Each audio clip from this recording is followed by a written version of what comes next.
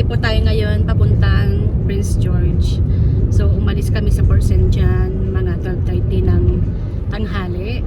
Tapos ngayon, andito na po kami sa ano ba ito dati? Chetwin. Anong oras na? 2:53. So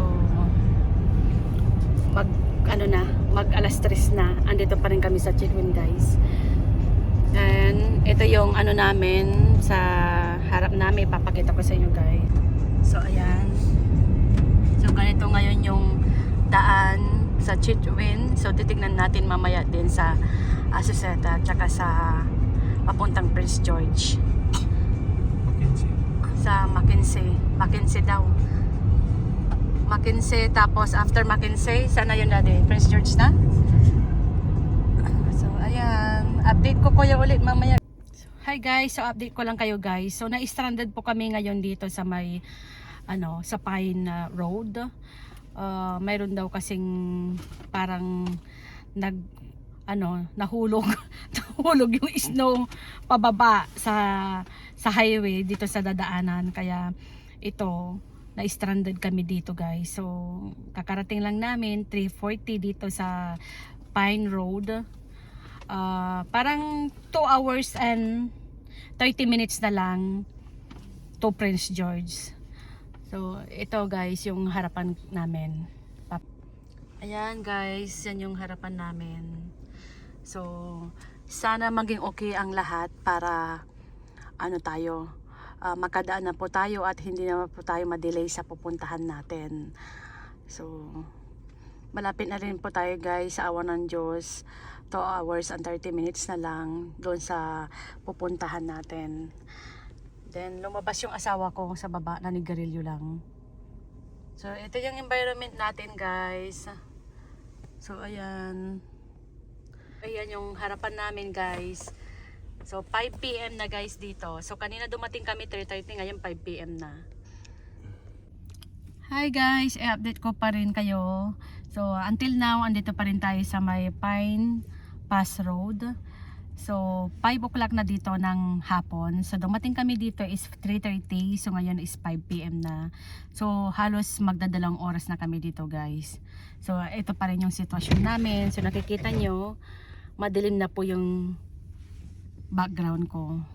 So, sana hindi na tayo abutin ng 3 oras dito. So mamaya update ko kayo ulit. Bye. Hi guys. So andito pa rin tayo sa daan guys. Kanina 3:30 tayo dumating dito. So ngayon is magka 7:45 na. So almost 4.5 hours na tayo dito. So ayan yung nakikita nyo sa background namin. Naabutan po kami ng malakas na ulan habang naghihintay po kami dito. So kung hindi lang to importante, sabi nga ng asawa ko, kahit sa akin din, hindi kami tutuloy. So kaya lang kasi importante to para sa anak namin, kaya pinustro namin kahit ganito yung sitwasyon. So ayan, patiently waiting. We are patiently waiting here. Yeah, right, Kaiser? Kaiser? Yeah? Are you feeling bored? No? So hi guys, dito pa rin kami sa sasakyan. So 8:15 na, hindi pa rin kami nakakaalis. Na-stranded kami dito sa daan. So ayan, nakailang linis na yung asawa ko sa labas. Sa labas. Parang pang 10 beses na yung linis niyan sa labas kasi ang lakas ng snow dito sa labas. Hindi kami makaalis-alis kasi andito na kami. So maghintay na lang kami. Pero sinabihan na kami nung mga naggagawa sa daan na 2 to 3 hours pa daw kasi nire-ready yung daan para siguradong safety po tayo lahat. Kaya naghihintay pa rin kami dito. So ayan yung asawa ko naglilinis ng sasakyan sa labas kasi sobrang snow. Kung nakikita nyo yan guys, so ang laki ng snow guys. Daddy, ano nang masasabi mo? Alas 9 na ng gabi. Ilang oras na tayo dito? So 3:30, 4:30, 5:30, 6:30, 7:30, 8:30.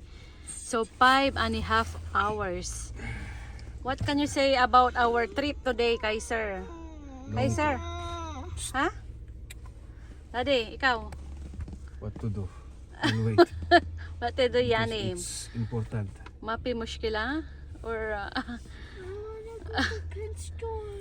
Yeah, we can reach there. Just wait. so ayan pa rin kami guys. Naabutan na kami ng siyam-siyam. Wag naman sana umabot ng bukas ito. Pero sabi nung lalaki kanina, nung mga 7 o'clock kasi, 7 p.m. na naghintay kami dito, nag-update siya ng 2 to 3 more hours pa daw. So ngayon is alas 9 ng gabi. So ayan, kung nakikita nyo guys dyan sa relo, 9:08 p.m.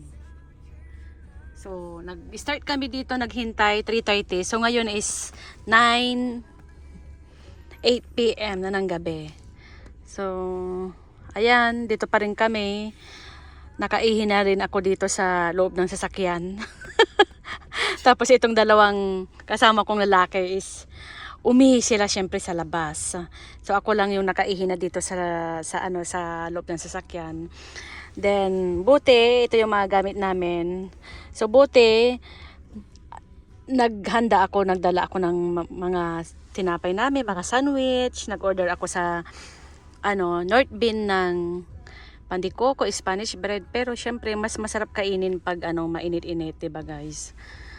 So wala kaming choice kundi yan na lang kainin kahit malamig para pantawid gutom.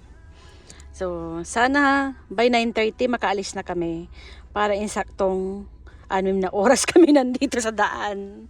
So update ko kayo ulit guys, bye.